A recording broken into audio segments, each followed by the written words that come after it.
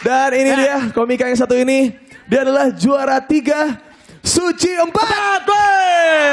Langsung saja di Suci Playground. Ini dia Jawe.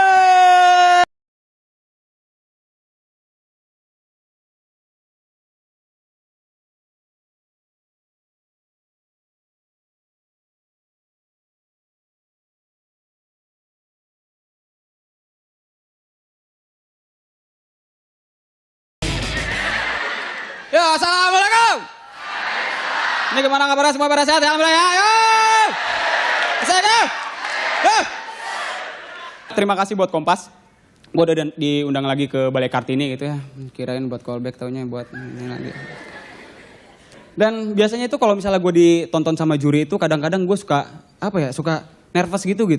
Gue kadang-kadang kalau ditonton sama 3 juri itu bikin gue itu takut banget kalau gue ngeblank. Tapi sekarang mereka udah nggak ada di sini, jadi gue kalau ngeblank juga bebas. Mau ngeblank juga bebas. Tapi Mbak yang baju hitam nih, cantik banget Mbak, beneran Mbak. Beneran Mbak, cantik banget. Mbak tahu nggak Mbak? Saya lagi ngeblank Mbak.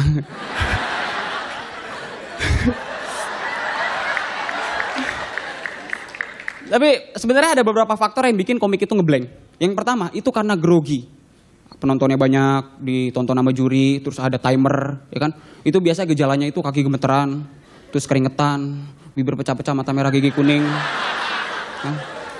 Itu biasa kalau udah lagi grogi tuh jalan ngomong gak jelas tuh jalan puter-puter gitu kan. Ya, gue bingung ya gue bingung, tapi gue bingung sama apaan ya, apa ayo.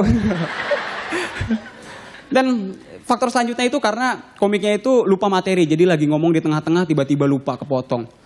Dan faktor yang paling parah yang pasti bikin komik ngeblank itu karena komiknya emang gak punya materi. Mau ngomong apa? Tapi gue beneran ya, setelah gue close mic hari Jumat, terus hari Sabtunya gue pergi ke pesantren gue di daerah Banten. Terus gue datang ke sana, gue pikir ada adik kelas gue gak ada yang kenal sama gue, gak ada yang tahu gue, tapi ternyata emang gak ada yang kenal ya. Tapi enggak, beberapa ada yang kenal karena ternyata mereka ngadain nobar video suci gue. Setelah nobar, hari Jumat biasanya ngadain latihan pidato, mereka pada nggak mau pidato. Pasti tanya, kenapa nggak mau pidato? Nggak takut nggak lucu. Lah, dikata stand up kali ya? Biasanya mereka kalau lagi pidato kan gini, Assalamualaikum warahmatullahi wabarakatuh.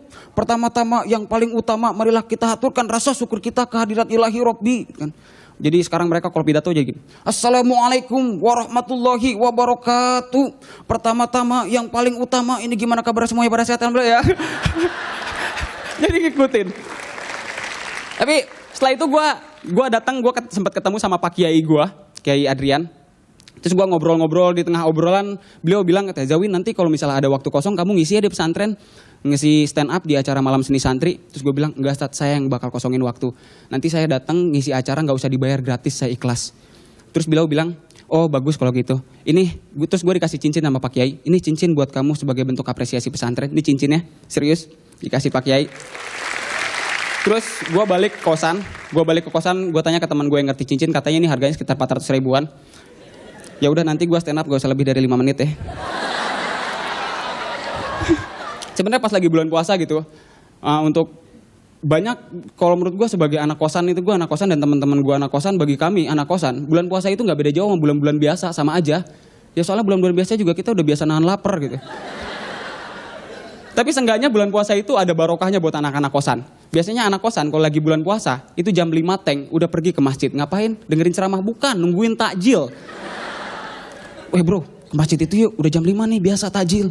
Ah gak enak, enakan masjid sono, makannya pakai ayam.